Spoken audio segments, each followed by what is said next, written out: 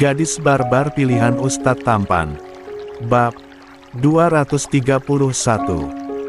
Beralih pada keluarga yang begitu tenang namun ada kehangatan di sini. Hilmi, ayah dari dua anak itu tengah mengusap Kitty, hewan peliharaan Ikram dan Yulia, yang setahun lalu baru dipelihara. Mengingatkannya pada kucing putih dari Ikram yang dulu telah mati namanya Musa. Hilmi tengah memberikan makanan pada kucing tersebut, yang kini malah digendong oleh anak perempuannya. Unaya sayang biarin Kitty-nya duduk di tanah, dia lagi makan. Naam Buya, ujar anak perempuan yang lebih menyembunyikan wajah cantiknya di balik cadar krim seperti sang Uma.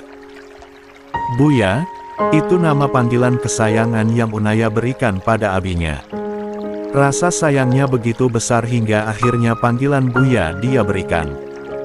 Tiba-tiba anak laki-laki yang memiliki kemiripan dengan Hilmi duduk di pangkuannya, sambil memakan permen. Buya lihat apa yang Hisal bawa. Hisal Khairullah Al-Husain, anak bungsu dari pasangan Hilmi dan Wardah. Usianya beda 2 tahun dengan Hasan dan Hussein, kini dia baru menginjak angka 4 tahun, baru minggu lalu umurnya bertambah. Tentu saja saat Wardah melahirkan usia kedua anak, kembar Yulia dan Ikram sudah 2 tahun saat itu. Terus anak ketiga Yulia dan Ikram sekarang bagaimana? Kita fokus dulu pada keluarga bahagia ini terlebih dahulu. Nama Hisal memiliki arti yang sangat baik, Hilmi yang memberikannya. Artinya adalah hadiah dari Allah yang selama ini Hilmi dan Wardah nanti-nantikan. Mereka begitu menginginkan anak laki-laki dan Hisal hadiah melengkapi keluarga mereka. Hisal memperlihatkan tupai milik abang sepupunya yang dia pinjam sebab Bang Hasan. Tengah makan, Hisal juga mau melihara hewan sama seperti Bang Hasan. Buya, kamu gak ada waktu buat ngurus peliharaanmu nanti, Hisal. Fokus pada hafalanmu, itu yang lebih penting. Lagi pula melihara hewan itu gak mudah. Bagaimana jika dia sakit, kelaparan dan juga masalah kesehatannya? Kamu belum bisa bertanggung jawab pada apa yang kamu miliki. Buya tidak izinkan kamu pelihara hewan apapun. Nanti kalau kamu udah besar dan bisa bertanggung jawab, Buya izinkan. Hisal sedikit kecewa, tapi benar apa yang dikatakan Buyanya, dia belum bisa bertanggung jawab. Baiklah Buya, tapi bolehkan Hisal main sama Jojo di waktu luang? Bang Hasan juga nggak keberatan soalnya Jojo suka sama Hisal. Tupai itu suka pada siapapun sebab dia akan baik pada orang yang selalu memberikannya makan. Tentu saja dia akan menyerang jika ada yang mengusiknya. Boleh putraku. Asik. Syukron Buya. Hilmi mengusap kepala anak bungsunya, lalu beralih pada anak pertamanya yang kini menggendong Kitty setelah makanannya habis. Unaya, jagain adikmu ya. Buya siang ini ada kajian rutin di majelis At-Taqwa sama Uma. Kalian juga ikut. Kalian main di sini sama sepupu kalian. Ingat jam 4 sore pulang. Siap Buya. Hilmi dan Wardah berpamitan pada adik ipar dan teman adik ipar mereka. Setelah itu pergi dengan mobil pesantren yang terlihat Kang Abdul sudah standby untuk menyupir. Kang Abdul sama Mbak Siti dan Nisa kenapa gak ikut makan bersama di halaman rumah Ikram? Padahal Ikram dan Dik Yulia ngajak loh, ucap Hilmi menatap Kang Abdul. Maaf Gus, saya dan istri serta putri saya ada kesibukan jadinya gak sempat ikutan makan bersama. Makasih untuk tawaranannya, jawab Kang Abdul meringis penuh sesal. Lain kali ikut ya Kang, kita kan udah jadi keluarga. Nggih Gus. Setelah kepergian mereka, Aisyah dan Rafael pun pamit sebab terlihat langit yang cerah kini nampak mendung. Sebelum hujan datang, mereka harus pergi dan tidak mau kehujanan, apalagi mereka datang ke rumah Ikram dan Yulia hanya memakai motor saja. Lain kali aku dan Mas Ikram yang akan datang ke rumah kalian. Makasih udah datang Kak Aish, Kak El, dan Azura sayang. Dadah tante cantik. Nanti Azura main lagi. Teriak anak perempuan itu yang duduk di jok depan dengan helm pink, semakin menambahkan keimutannya. Yulia tak tahan, dia memberikan kecupan di pipi Azura dengan gemas. Hati-hati ya, sayang. Kami pamit deh, assalamualaikum semuanya. Waalaikumsalam, Kak Aisyah. Yulia dan Hussein melambaikan tangan akan kepergian mereka lalu menutup pagar kembali. Jadi, dia menatap suaminya dan kedua anaknya yang tersisa. Dia bersidekap, menatap mereka dengan tatapan tajamnya. Sejak tadi Emi tidak melihat adik nakal kalian, di mana sekarang dia berada. Dia ada di... Belum selesai Hasan berbicara, mulutnya sudah ditutup oleh Hussein dan juga Ikram. Yulia semakin curiga, suami dan anak-anaknya ini menyembunyikan sesuatu darinya. Biasanya anaknya itu akan bermain dengan Hasyal, tapi anehnya sekarang tidak terlihat batang hidungnya. Anak ketiganya sejak tadi tidak terlihat. Tentu saja dia cemas. Mas tahu kan diantara kita gak boleh ada yang namanya berbohong, apalagi tidak terbuka. Katakan cepat sebelum aku ngambek. Anu itu sayang, anak ketiga kita. Ikram menepuk pundak Hussein meminta bantuan. Dia tuat, Hasan ingin kembali berbicara tapi Hussein lagi dan lagi menutup mulutnya. Biar Hussein yang jelasin. Hussein berdehem lalu menunjukkan ke belakang rumahnya. Dia melakukannya lagi Emi. Mata Yulia membulat seketika. Dia langsung tahu apa yang dikatakan anak keduanya. Azhar, bisa-bisanya kamu cari kecebong lagi di selokan. Yulia berlari ke belakang rumahnya membuat Kram dan kedua anaknya saling menatap lalu menghela napas panjang. Jadi siapa yang biarin Azhar cari kecebong lagi kali ini? Tanya Ikram. Hussein dengan santainya menunjukkan Hasan. Bang Hasan, dia suruh cari kecebong. Pada Azhar buat dipelihara di kamarnya. Nanti dapat imbalan uang sama ajarin hafalan kitab. Jurumiyah yang kemarin Ubi suruh. Ikram mengusap wajahnya frustasi. Hasan, bisa-bisanya kamu lagi dan lagi nyuruh adikmu main kotor-koteran demi bisa dapat anak katak. Ubi nggak izinin kamu melihara katak ya. Sudah cukup satu hewan, jangan lebih dari satu apalagi katak. Hasan hanya menunduk, mengambil Jojo yang naik ke atas kepalanya. Tapi masih. Kecebong belum jadi katak Ubi. Tetap gak boleh putraku tersayang, greget Ikram, selalu saja sakit kepala akan tingkah putra pertamanya ini. Baiklah nggak jadi pelihara kecebong. Tapi bagaimana dengan ini? Dia mengeluarkan ulat hijau yang dia temukan di kebun saat dalam perjalanan. Astagfirullah Hasan. Ikram memegangi dadanya sambil menunduk. Cukup terkejut. Melihat ulat sebesar itu, apalagi matanya bulat. Bulu kuduknya seketika berdiri. Sekarang apalagi? Hasan menatap polos ubinya. Dia nampak tidak berdosa. Memasang wajah datarnya itu. Ini ulat gak ada bulunya, jadinya gak bakalan gatal. Mirip ulat besar yang suka ada di kebun teh. Aku suka bayi, boleh kan pelihara? Ubi jawab dong. Hasan menghela napas panjang melihat ubinya malah pergi, sepertinya akan menyusul. Emi ke belakang rumah yang ada selokan, di mana Azhar berada. Apa aku salah? Gumamnya. Kletak. Hussein menjitak belakang kepala abangnya dengan berani. Udah bang, jangan aneh-aneh lagi. Udah cukup abang dipandang aneh karena sikap tertutup abang. Jangan lagi. Ada rumor abang suka melihara hewan yang seharusnya tidak dipelihara. Kamu berani pukul abang, Sein. Menatap dingin adiknya yang menyengir tanpa dosa. Beranilah, soalnya gak ada Emi sama Ubi, Wali. Hussein kemudian kabur dengan langkah lebarnya, dia sebenarnya ketar-ketir karena tangan nakalnya tidak bisa dia kontrol tadi. Menyebalkan, gumam Hasan masuk ke dalam rumah dengan tubuh lesu.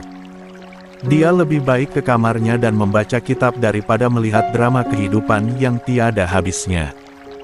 "Azhar, di mana kamu, nak?" teriak Yulia menatap sekitar.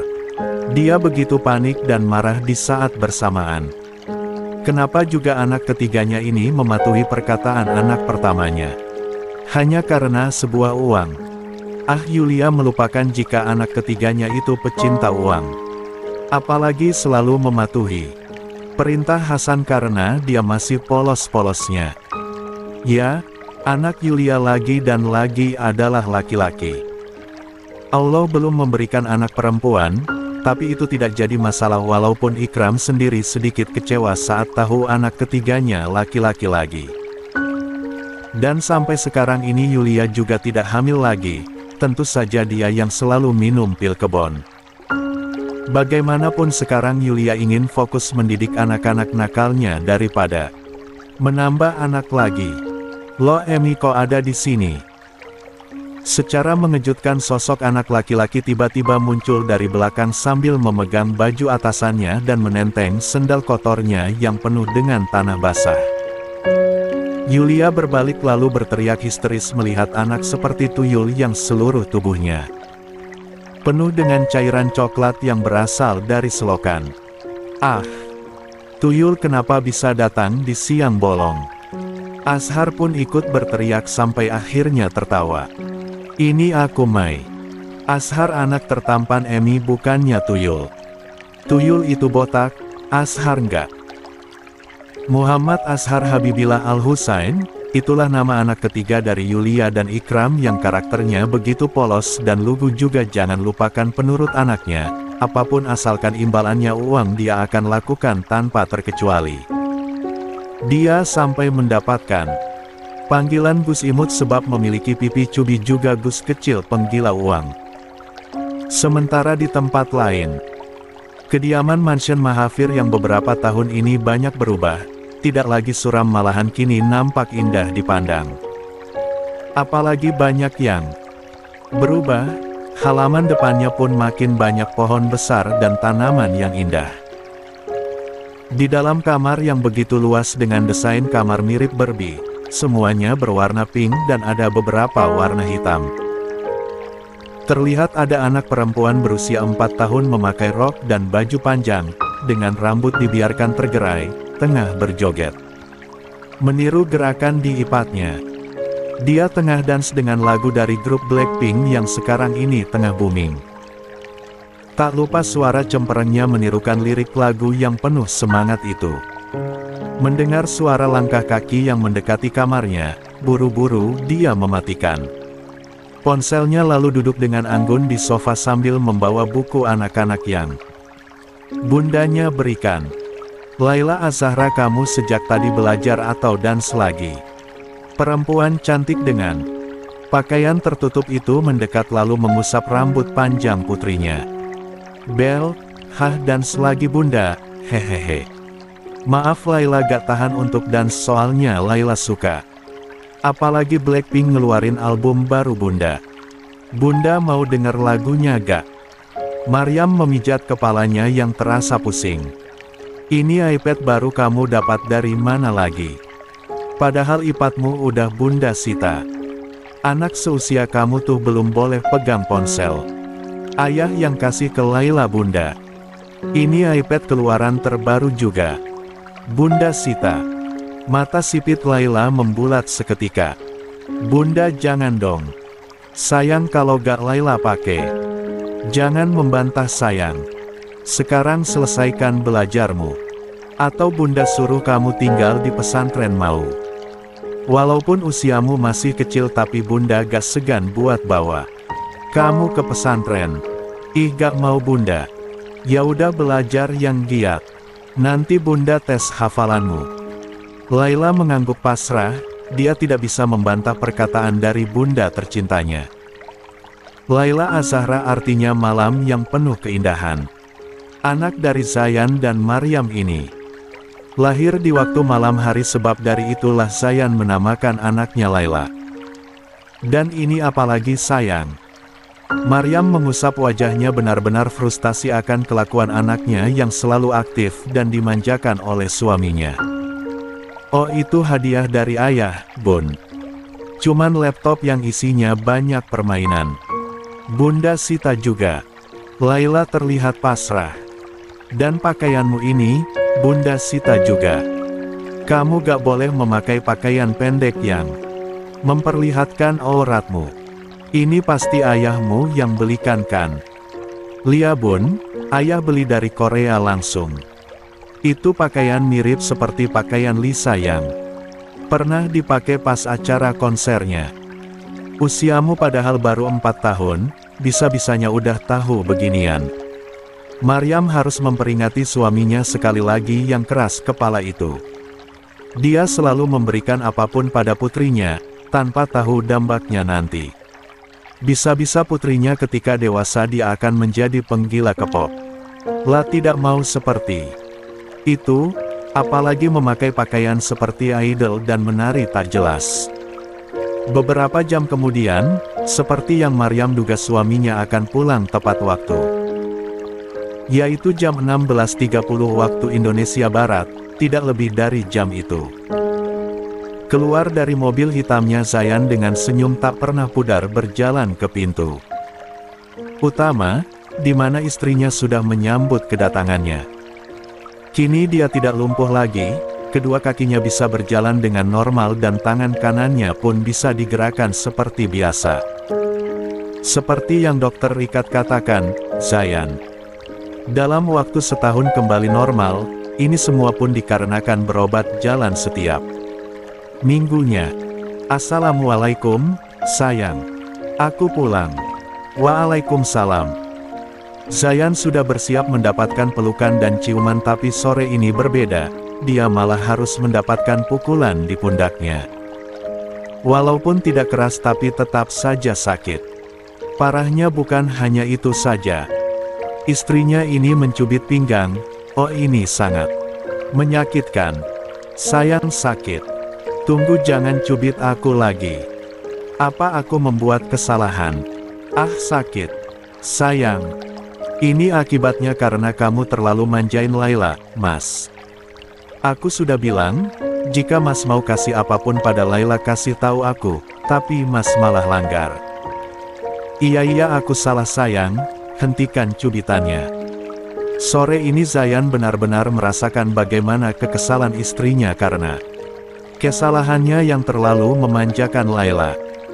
Mau bagaimana lagi, sikap Zayan dari dulu sampai sekarang tidak akan bisa berubah. Dia suka membelikan barang mewah pada orang lain, apalagi pada putri tercantiknya yang mirip dengan istri tercintanya. Walaupun barang tersebut tidak seharusnya dia berikan, berujung istrinya telah mencapai batas kesabarannya. Bagaimana imanmu, Ikram, hari ini, Ikram? Pria berjubah coklat muda mendekat lalu bersimpuh di kaki sang abi yang usianya sudah tua. Rambutnya pun sudah memutih, serta warna jenggotnya pun sama, punggungnya pun begitu rentan dan kini telah membungkuk mengharuskannya memakai kursi roda. Bukannya tongkat kayu, sebab kedua kakinya tidak kuasa untuk dia langkahkan. Abi Laksa benar-benar telah mencapai usia tuanya, dia tidak bisa seaktif dulu lagi, apalagi jantungnya bukan hanya lemah tapi dia juga terkena penyakit gula.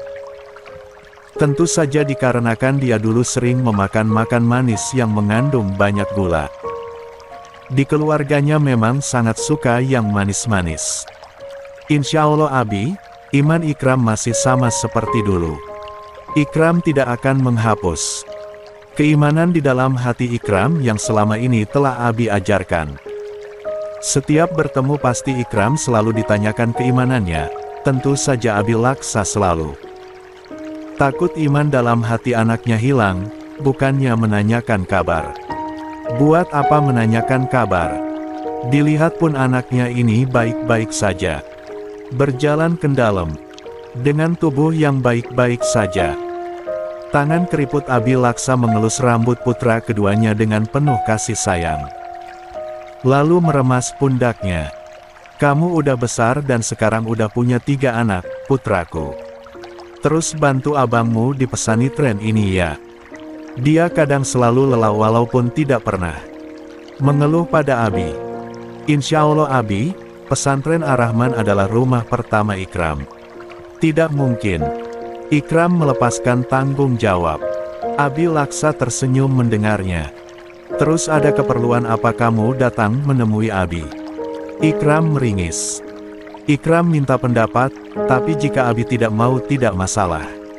Katakanlah putraku.